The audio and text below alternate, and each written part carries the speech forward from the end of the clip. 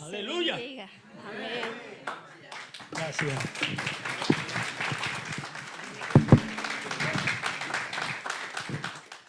Bueno, me he puesto así porque hoy es día de resurrección. Y tenemos que celebrar. El cristianismo tiene esta gran fiesta que celebramos todos los domingos. Todos los domingos es domingo de resurrección. Porque celebramos el día en que Jesús resucitó. Así que hoy es un día especial y yo me he querido vestir así porque soy así. Muy bien. Mirad, tengo un conflicto impresionante. No te puedes ni imaginar la lucha que yo he tenido ahí en esa silla. Jorge ha estado hablando de la resurrección. Los niños han cantado acerca de la resurrección. Pero yo no voy a hablarte hoy de la resurrección. Te voy a hablar de otra cosa. Pero quiero advertirte ya desde el principio que lo que yo voy a compartir aquí con vosotros tiene que ver contigo y tiene que ver conmigo. Os voy a compartir un pasaje de las Escrituras que es de lo más raro que tú te puedas imaginar. Cuando yo leía este pasaje no entendía absolutamente nada. Pero digo nada de nada. Y lo leía y lo volvía a leer y lo volvía a leer y no entendía nada. Hasta que un día un pastor que vino de Estados Unidos compartió este pasaje. Se llamaba, o se llama, creo que todavía vive, Aquiles Acosta, un evangelista, hermano muy querido de nosotros. Era de nacionalidad cubana, pero estaba viviendo en Estados Unidos. Y aquel pasaje se me abrió. Y espero que en esta mañana también se te abra a ti el sentido, el significado. Los principios que están aquí establecidos en esta palabra son principios que funcionan para todo aquel que lo pone en práctica. Así que vamos al pasaje. Amén. Cristo resucitó. Aleluya. Y ahora te voy a hablar de un milagro impresionante.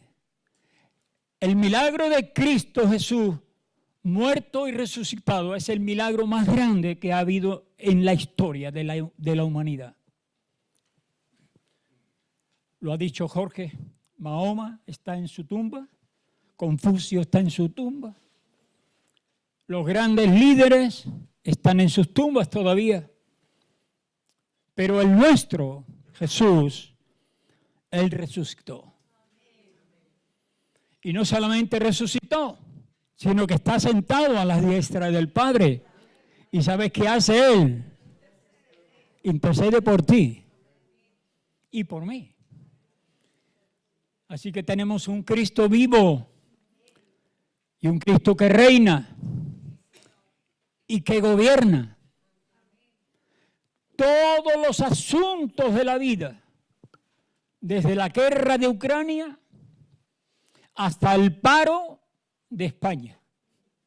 Todo lo gobierna. Mira, quiero que vayamos al segundo libro de Reyes. Sabéis que a mí me conocen por el pastor que predica siempre del Antiguo Testamento.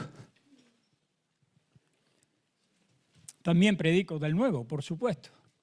Pero encuentro muchas verdades en el Antiguo Testamento que son aplicables al Nuevo Testamento, a tu vida y a la mía.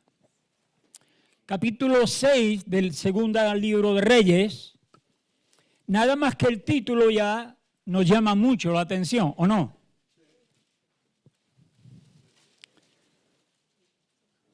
Capítulo 6, solamente son 7 versículos lo que quiero compartir con vosotros. La hora ha avanzado. Yo esperaba predicaros por lo menos una hora, pero lo voy a hacer más corto. Por amor a vosotros. Ah. Bueno, yo es que soy bautista. ¿Qué le vamos a hacer?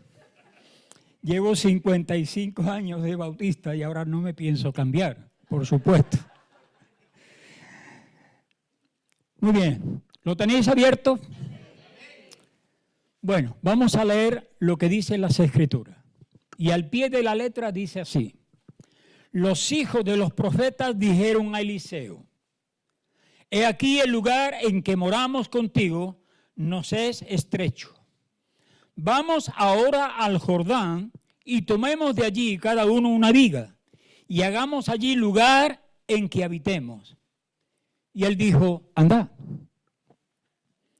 Y dijo uno: te rogamos que vengas con tus siervos. Y él respondió: ¿qué respondió? Yo iré. Se fue pues con ellos y cuando llegaron al Jordán, cortaron la madera. Y aconteció que mientras uno derribaba un árbol, se le cayó el hacha en el agua y gritó: ¡ah, Señor mío, era prestada! El varón de Dios le preguntó: ¿dónde cayó?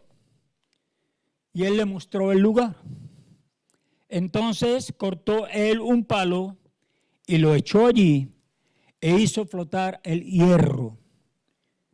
Y dijo: tómalo. Y él extendió la mano y lo tomó. ¿Es raro el pasaje o no?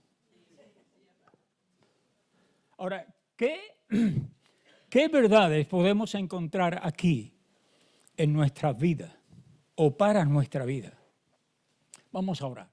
Padre, te pido en el nombre de Jesús, ese nombre que es sobre todo nombre, que tú abras los ojos de nuestro entendimiento para comprender la altura, la anchura, la longitud, la profundidad de tu amor que excede a todo nuestro conocimiento. Queremos darte honra y gloria en esta mañana. Abre nuestro entendimiento para entender las verdades que tú has puesto aquí en tu palabra, que fueron inspiradas por tu Espíritu Santo. Nada hay, Señor, en las Escrituras que no haya sido ordenado por ti. Y a ti, Señor, queremos honrar en esta mañana, bendiciendo tu nombre, Padre. En el nombre de Jesús. Amén. Me pasa como los toreros.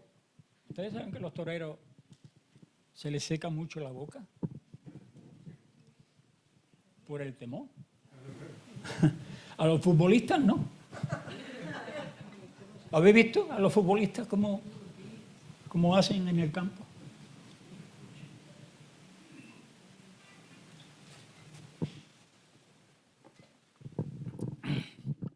Muy bien, vamos al tajo.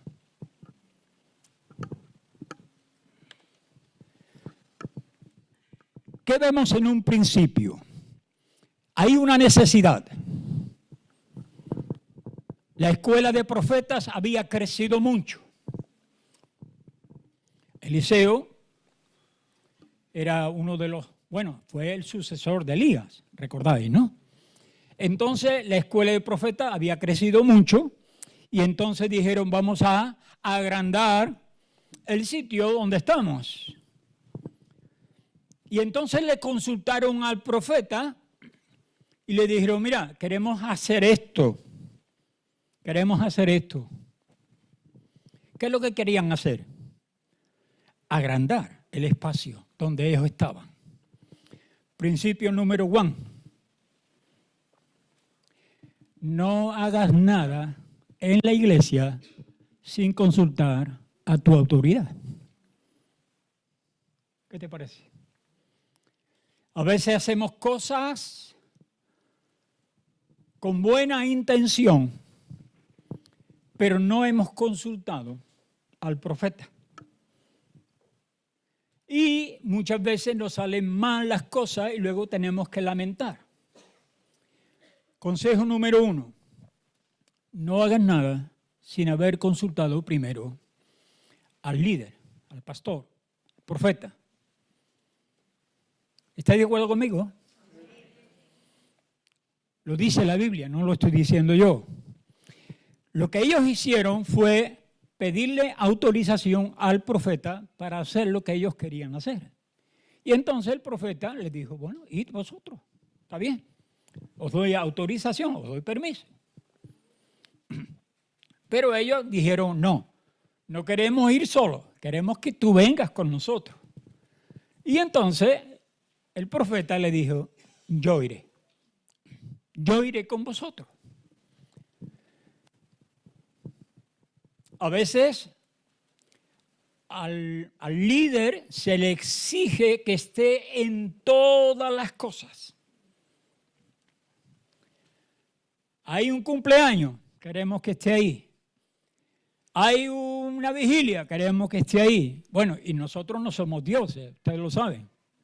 Nosotros somos personas de carne y hueso. Somos personas que tenemos nuestras propias limitaciones. Por lo tanto, hay que tener también sabiduría, discernimiento para saber dónde, o qué queremos, o qué pedimos, o requerimos al líder, al pastor en este caso, para que esté con nosotros. ¿Estás de acuerdo conmigo en eso? Para proteger. Proteger al pastor. Ustedes saben que hay un texto en la Biblia que dice, heriré al pastor y ¿qué pasará? Se dispersarán las ovejas. ¿Cuál es el objetivo principal del diablo?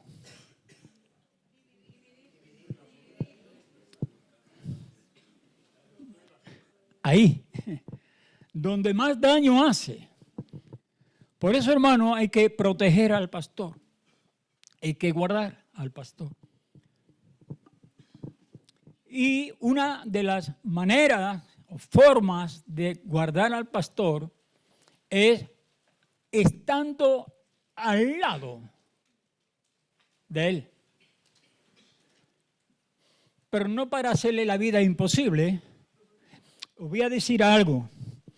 Yo no he hablado con Willy de todo esto, ni él sabía de lo que yo iba a predicar. Pero Dios, a través del tiempo que ya llevo muchos años, ¿quién lleva más de 50 años aquí convertido? ¿Ninguno? Bueno, la vieja esta, que es mi esposa.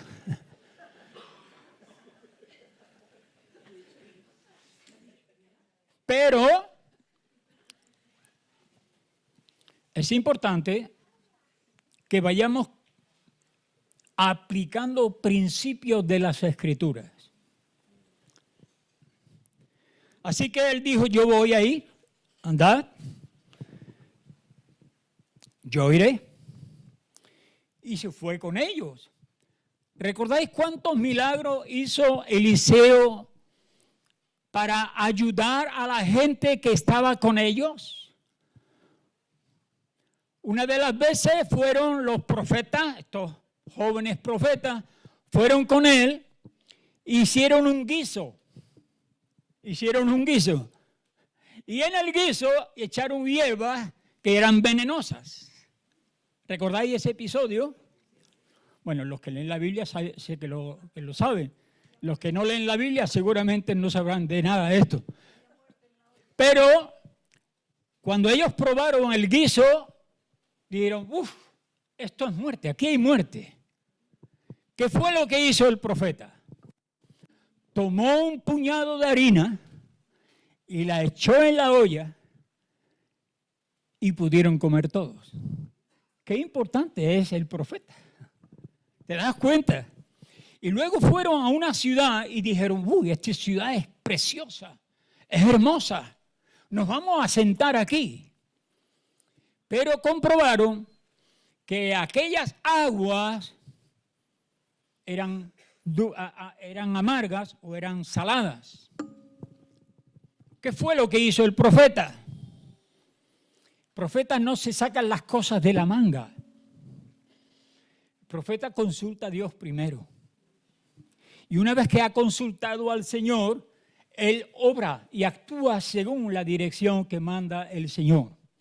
Entonces, en este caso, Eliseo lo que hace es que coge un puñado de sal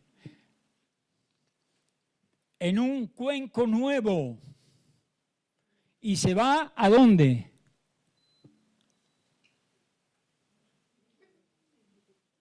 Fue al manantial de donde nacía el agua y allí vertió aquella sal y las aguas fueron sanadas hasta el día de hoy.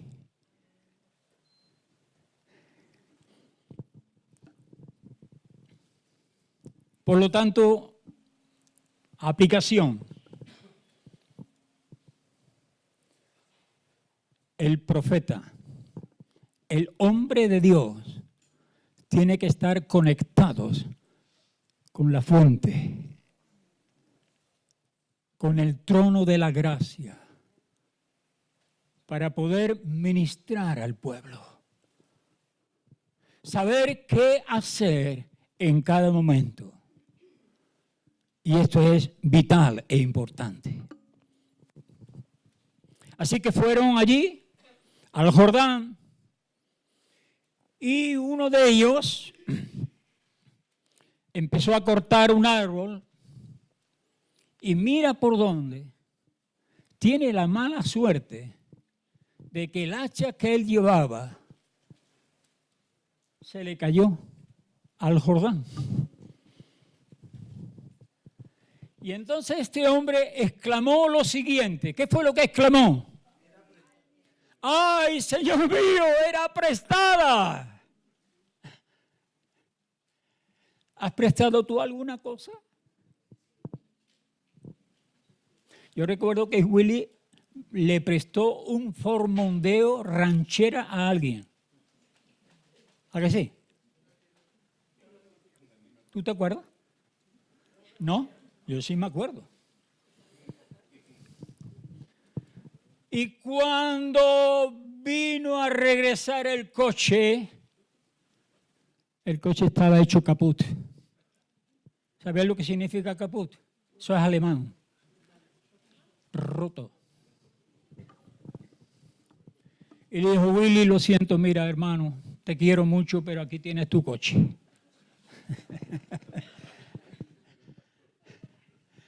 Bueno, ese pastor había que predicarle otro evangelio.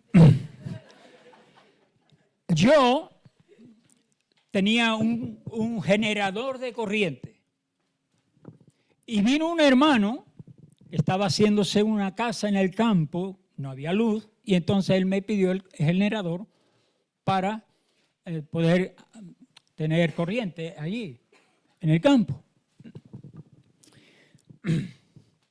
Y yo le dije, bueno, úsalo, ¿está bien? Empezó la obra, lo tuvo una semana, lo tuvo 2, lo tuvo 3, lo tuvo un mes, lo tuvo 2 meses, lo tuvo 10 meses, lo tuvo 2 años, lo tuvo 3 años, lo tuvo 15 años y todavía no me lo ha devuelto. Ustedes saben que hay una ley en el Antiguo Testamento que si tú prestas algo tienes que devolverlo y si no lo devuelves tienes que devolverlo duplicado. Así funcionan las cosas del reino. Ahora quiero aplicar esto a nuestra vida. Nosotros no somos dueños de nosotros mismos. Nosotros somos prestados. Vivimos aquí en esta tierra, pero no somos dueños de nosotros mismos. Mi vida no es mía. Dios me la dio. Y Dios es el único que tiene poder para quitármela. Yo no puedo decir ahora eutanasia. Porque iría en contra de la ley de Dios. Así que Piénsalo por un momento.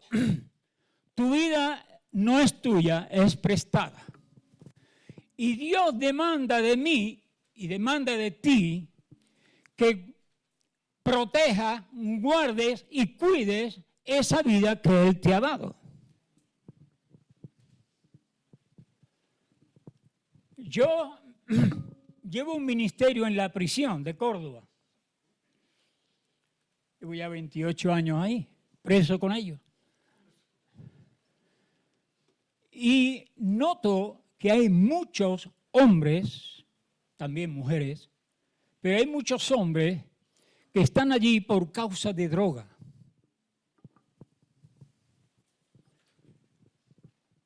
Ellos consumen o han consumido droga. Y todo eso que le meten a su cuerpo deteriora el cuerpo que no es suyo, es de Dios. A ver, el hermano de Óscar, ¿dónde está? Que no lo veo. Aquí. No, el hermano. Tú. Tú eres mecánico de motos. Te voy a hacer una prueba. A ver si es verdad que eres mecánico de motos. Si yo le echase azúcar dentro del depósito de gasolina, ¿qué puede pasar a ese motor?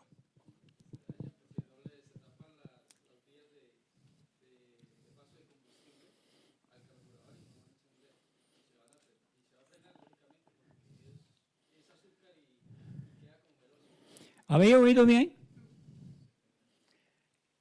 Se va a agripar. Eso lo usamos nosotros aquí en España. No sé si allí en Colombia se usa ese término. Se va a agripar. El motor se va a hacer polvo. Moraleja. ¿Qué le estás echando tú a tu cuerpo? ¿Estás tonteando con la droga, con el tabaco, con demasiada grasa, demasiada azúcar? Todo eso perjudica a nuestro cuerpo. Y nosotros tenemos que velar por el cuerpo que es el templo del Espíritu Santo. ¿Estás de acuerdo conmigo en eso? Nosotros somos templo del Espíritu Santo, así que nuestra vida ha sido prestada, tengo que cuidarla, tengo que protegerla y no puedo hacer tonterías pensando que eso yo lo controlo. Yo lo controlo. Yo cuando yo quiera dejar de fumar, dejo de fumar. Yo he sido fumador. Y no sabe el trabajito que me costó dejar de fumar, ¿eh? Porque hay mucha gente que deja la droga, pero no son capaces de dejar el tabaco. Curioso. Así que cuida tu cuerpo. No es tuyo, es prestado. Un poquito más adelante, el profeta, el hombre de Dios, le hace una pregunta a aquel que es anónimo, no sabemos su nombre, le hace una pregunta y le dice, ¿dónde cayó? ¿Dónde cayó?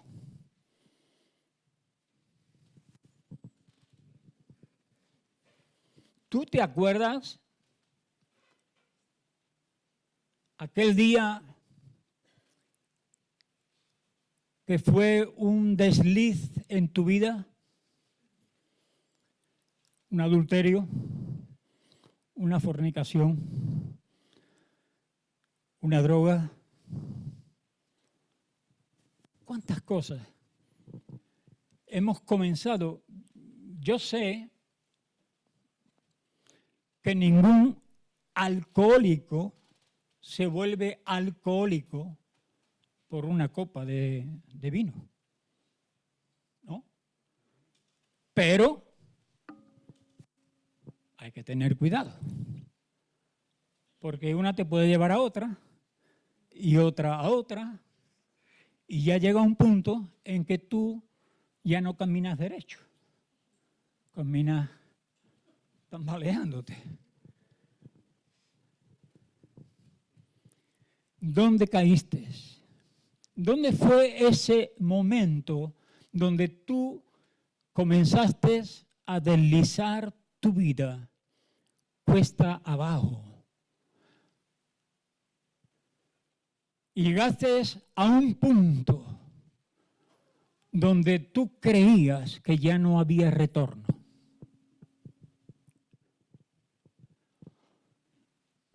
Mirad, algo importante. El principio de poder ser sanado y restaurado es este: reconocer que yo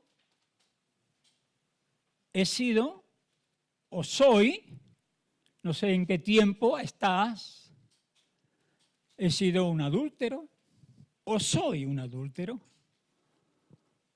y necesito reconocerlo. Pero no es suficiente reconocerlo, ¿verdad, Susana? No es suficiente reconocer que estás en pecado.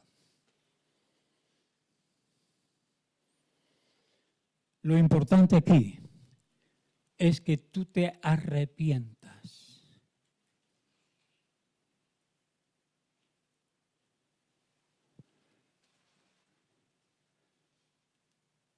Que haya un cambio, una metamorfosis. Si no hay reconocimiento de ese momento, de esa historia en tu vida, de lo que tú has hecho en el pasado, pues el Señor, en sus muchas misericordias, te puede dar 1, 2, 3, 20 oportunidades. Pero Dios te va a llevar a un punto. Te va a llevar a un punto en el que tienes que decir: Señor, me arrepiento. Me arrepiento. Os voy a decir algo más. Estos son principios bíblicos. No me lo estoy sacando de la manga. No hay perdón de pecados si no hay arrepentimiento. No existe ningún pecado que tú hayas cometido en tu vida del cual tú no te has arrepentido ni te quieres arrepentir, que Dios te lo pueda perdonar. Dios solamente perdona pecados de los que tú has confesado. Esta palabra es fuerte, pero así es la palabra de Dios, así es la Biblia, así declara. Cuando el apóstol Pedro comenzó a predicar allí en la Puerta de la Hermosa, y entonces él comenzó aquel sermón famoso, donde vosotros habéis matado, habéis crucificado a Cristo.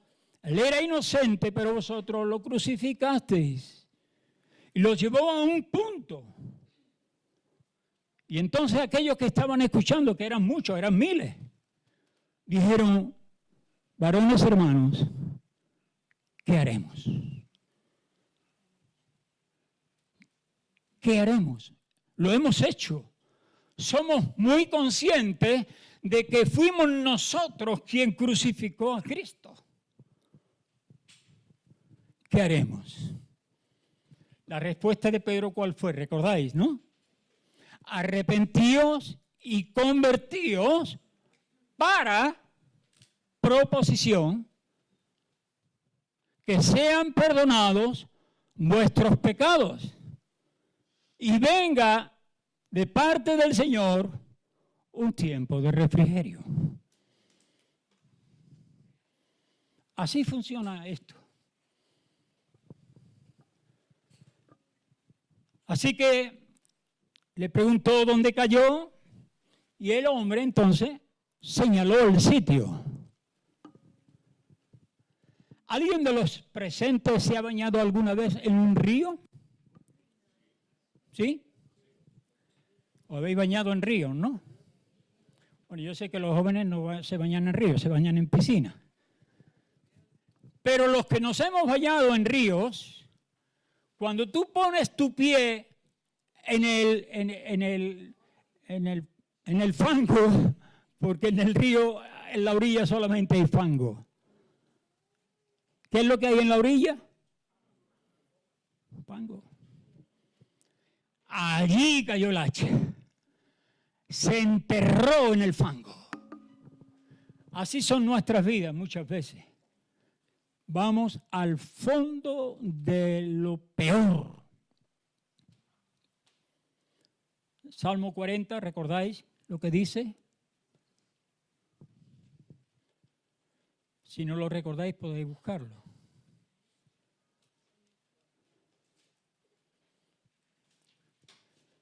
El Señor mete su mano en el pozo cenagoso de nuestra vida.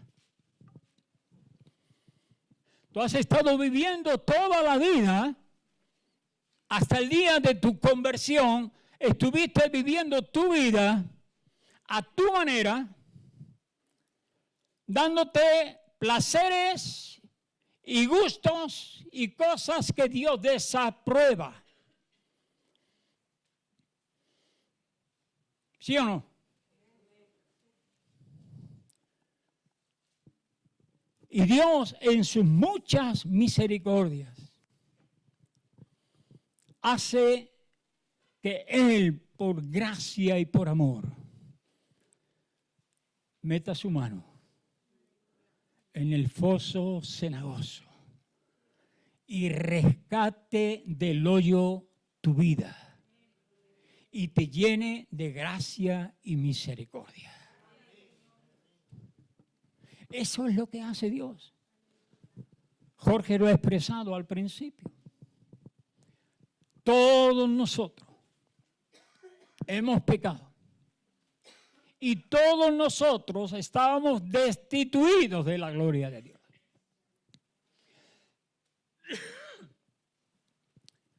Por cuanto todos pecaron, dice Romanos 3:23, están destituidos de la gloria de Dios. No hay ni uno solo en esta tierra, en este mundo, que no haya pecado contra Dios. No existe ninguno. El único que existió fue Cristo Jesús. Y fue Él precisamente el que puso su vida por la tuya. Fue Él el que se dio voluntariamente, como Él estaba diciendo Jorge al principio, Él dio su vida voluntariamente. ¿Para qué? Para pagar la deuda que tú habías contraído con Dios. ¿Y sabes lo que hace Dios? La muerte de Cristo, estaba diciéndolo Jorge al principio, la muerte de Cristo no fue una tragedia. No. Pobrecito, las espinas, cuánto le dolió. Pobrecito, los clavos que le clavaron en las manos, cuánto le tuvo que doler. Oh, en los pies, qué dolor tuvo que sufrir Jesucristo por aquellos clavos. Vamos a ver, si los cristianos del primer siglo cantaban y alababan a Dios cuando morían en el circo romano, ¿no? ¿Lo hacían así o no? Eso nos cuenta la historia. ¿Tú crees que Cristo Jesús iba a ser menos que ellos? Cristo Jesús no estaba orando en el Getsemaní por evitar la cruz. Esa no fuera la oración. Jesucristo no estaba diciendo, Padre, quítame esto. Hazlo de otra manera. No. Jesucristo lo que estaba temiendo es lo que se le vino encima. ¿Qué fue? Que tus pecados, todos los que tú has cometido, durante toda tu vida. Y los tuyos, y los tuyos, y los tuyos, y los tuyos, y los tuyos, y los tuyos, y los míos, fueron puestos sobre Él. Y en ese momento, Él sintió aquel abandono del Padre. Cuando exclamó, Elí, Elí, sabactani. Dios mío, ¿por qué me has abandonado? Tetelestai. Aleluya. Y entonces Él se hizo pecado por nosotros. ¿Por quién se hizo pecado? Dilo en singular. Eso suena mejor. ¿Sabes que hay un problema con esto? A veces leemos y decimos, esto es para otro. No, no. Cristo murió por ti. Por ti. Por tus pecados. Por tus maldades. Y entonces Cristo, tomando el pecado de cada uno de nosotros, se hizo pecado para que la justicia de Dios fuese satisfecha.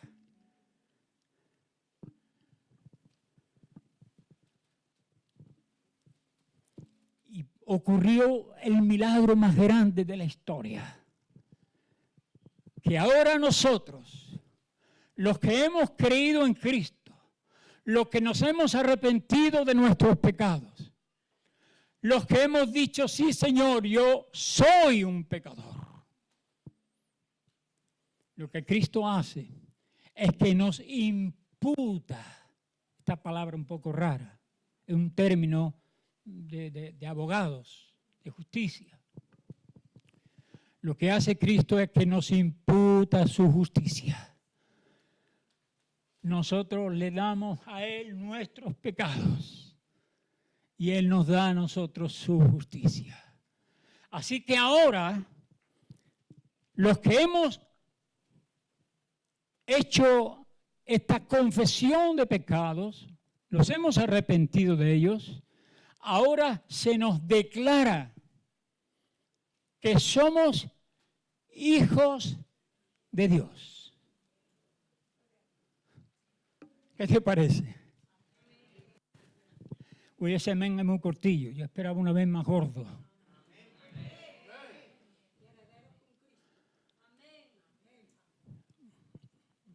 Este pasaje no habla de eso, ¿no? Pero implícitamente está hablando. ¿De dónde te rescató a ti el Señor? ¿Y dónde te ha puesto ahora Dios? Ahora reinamos con Él.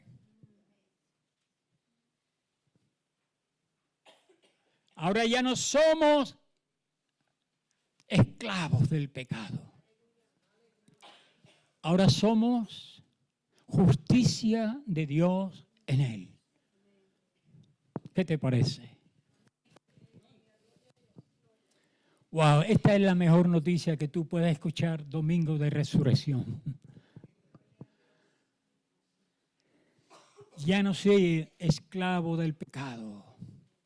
Ahora vivo para glorificar a Dios. El apóstol Pablo lo dijo, las cosas viejas pasaron. Y aquí ahora son todas hechas nuevas. Por lo tanto, como hijos de Dios, tenemos que representar a Dios. ¿A dónde? Poniendo carteles luminosos. ¿No? Eso es tu trabajo, ¿no? Arreglando motos, estando en el banco, siendo cuidadora de mayores. ¿Alguien cuida aquí mayores?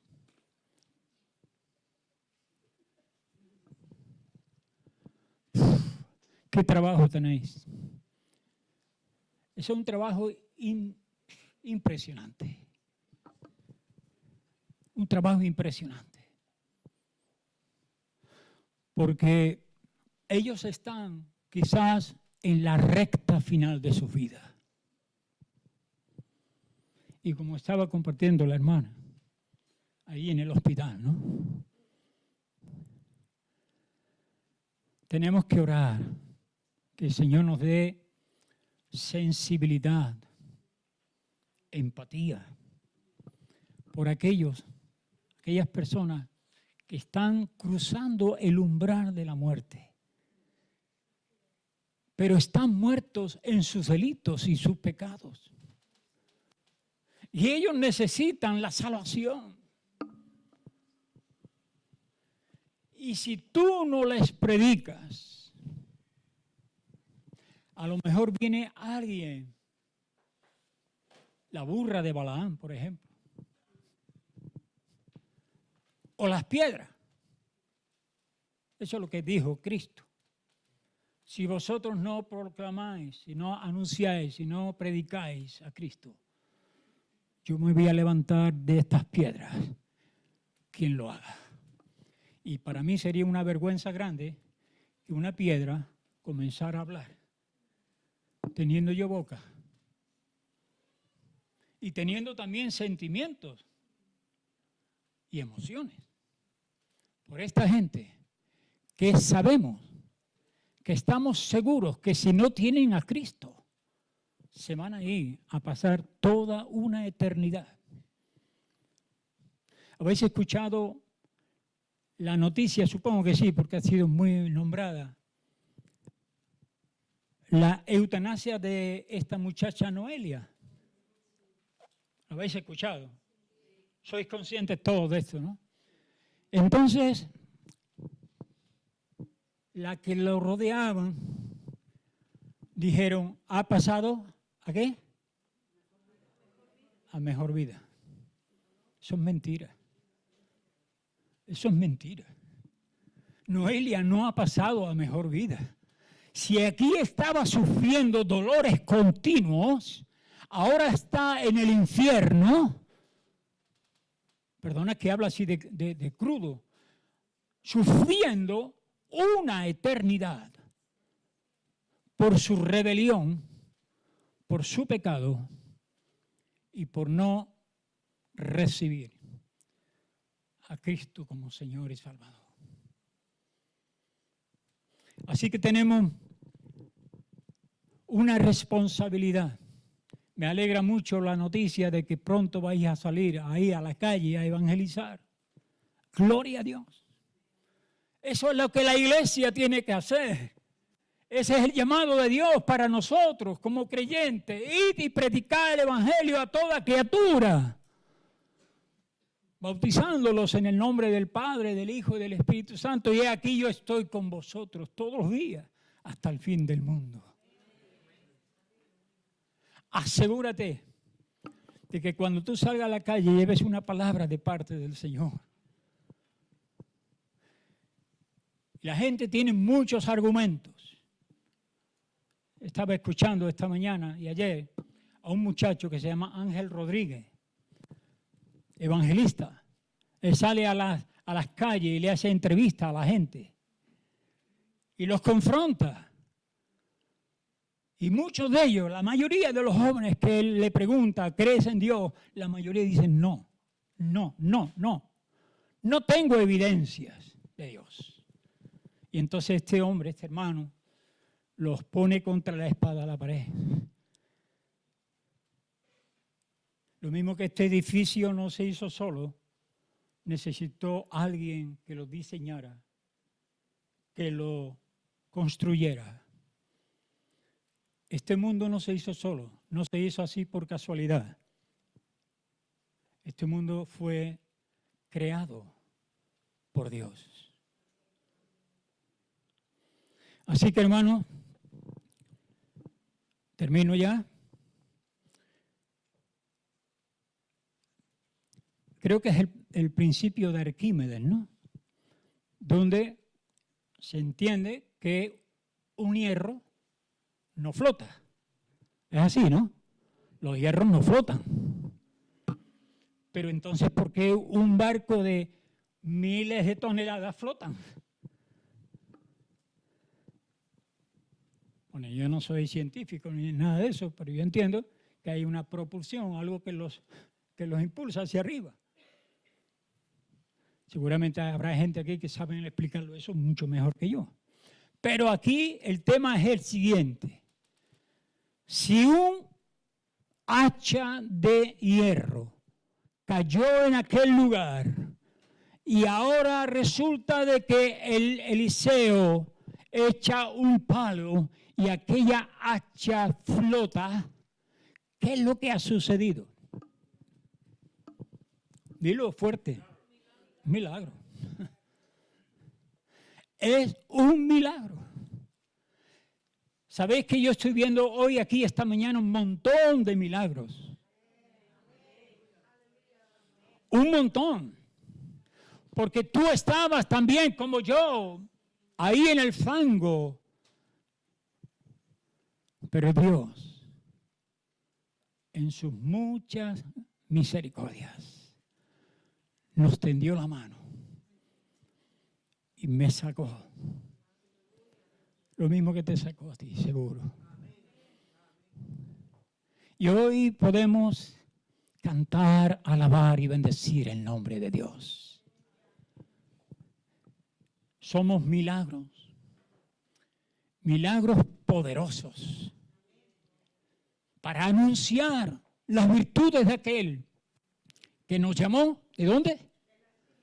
De las tinieblas a la luz. Y nos trasladó del reino de las tinieblas al reino del amado. Bendito sea su nombre. Bendito sea su nombre. Ahora ya no soy esclavo del pecado. Ahora soy un hijo de Dios. Ahora ya no vivo para mí, vivo para Él. El apóstol Pablo lo dijo, ya no vivo yo, mas vive Cristo en mí. Y lo que ahora vivo en la carne, lo vivo en la fe del Hijo de Dios, el cual me amó y se entregó por mí. ¿Por quién se entregó? Por mí. ¡Aleluya! Bendito sea su nombre. Y ahora quiero hacer un llamado. No sé cuántos de los que estáis aquí en esta mañana tenéis esa certeza, esa seguridad en vuestra vida de que soy un hijo de Dios.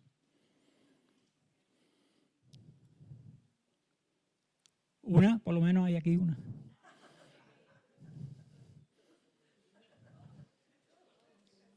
No, todos no.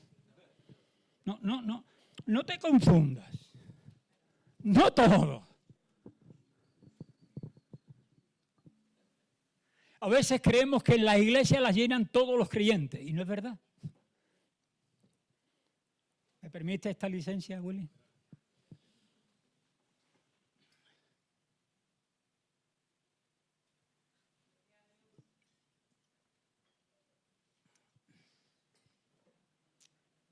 Os voy a hacer la prueba del algodón. ¿Sabéis cuál es la prueba del algodón, no? Ese calvo que salía en la televisión, don Limpio, que había limpiado la mujer la cocina, y él viene con un algodoncito, con un producto, y lo pasa por la pared y muestra que no está tan limpio como aparentemente. Aparentemente estaba. Yo te quiero hacer una pregunta esta mañana. ¿Y será la prueba del algodón? Imagínate por un instante que por estas cosas que Dios hace, cayese un meteorito aquí y nos fulminase a todos. Pero a todos, incluido el pastor. Y a este que está predicando. Y nos presentamos delante de Dios. Todos nosotros nos presentamos uno por uno. Y nos presentamos delante de Dios. Y Dios nos va a hacer una pregunta. La pregunta es esta: ¿por qué razón debo yo dejarte pasar aquí al cielo? Y dependiendo de la respuesta que tú des a esa pregunta, Dios va a actuar.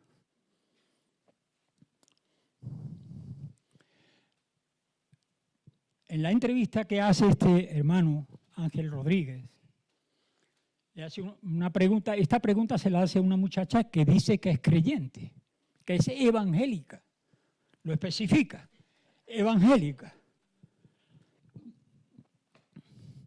Y entonces le dice: ¿tú crees que Dios, si te pregunta si debe dejarte pasar al cielo, qué le responderías tú?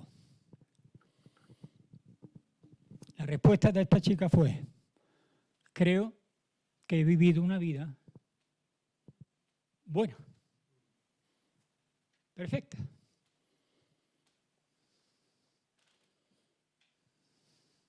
¿Cuánta gente hay en nuestras iglesias que creen que viven vidas perfectas?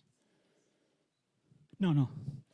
La respuesta específica, lo que tú tienes que responder, lo que yo debo de responder, no es que yo he vivido una vida buena, que mis obras buenas pesan más que las malas. No. La respuesta correcta es esta: yo no merezco el cielo. ¿Alguien aquí merece el cielo? Vamos ya afinando. Nadie de los que estamos aquí merece el cielo. Todos merecíamos el infierno. Pero, y ese pero es lo que hace la diferencia. Pero yo un día reconocí mis pecados.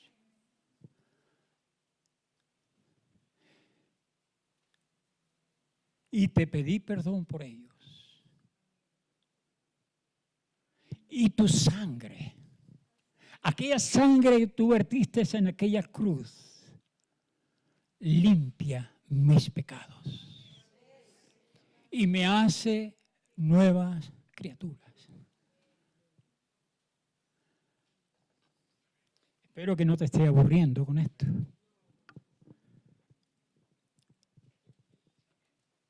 Hermanos, es serio. Es muy serio lo que estoy diciendo. Asegúrate de que tú eres hijo de Dios. ¿Sabéis en qué se distingue un hijo de Dios del que no es hijo de Dios? Esta pregunta es muy abierta, entiendo. Pero la diferencia entre un hijo de Dios y un hijo que no es, y una persona que no es hija de Dios, es lo siguiente: que cuando tú pecas, el Espíritu Santo te redarguye de pecado y tú vienes rápidamente a los pies de Cristo y pides perdón. El que no es hijo de Dios peca una y otra vez y no siente culpabilidad.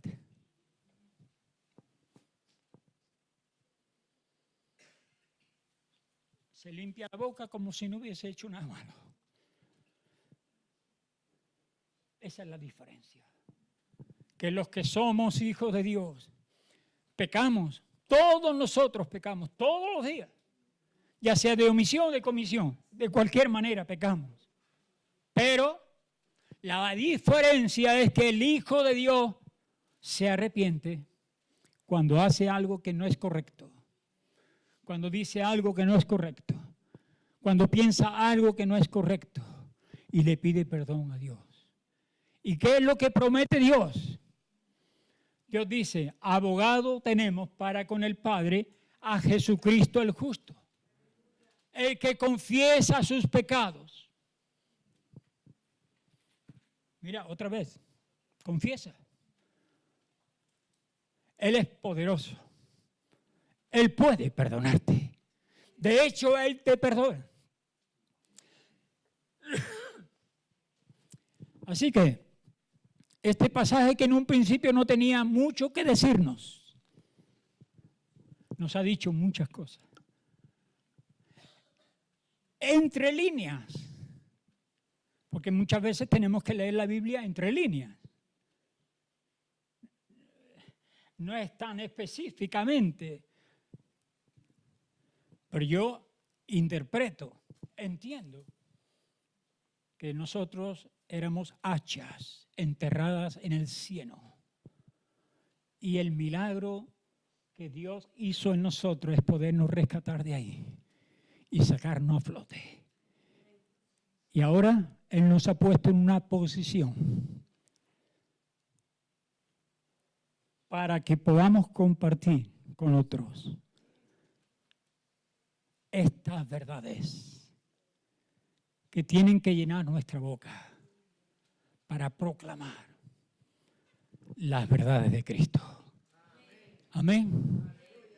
A Él sea la gloria. Y va a ser un llamado. Llamado es este. Alguna persona aquí, de los presentes, todavía no tiene esa seguridad, esa certeza de que si muere ahora, irá a la presencia de Dios.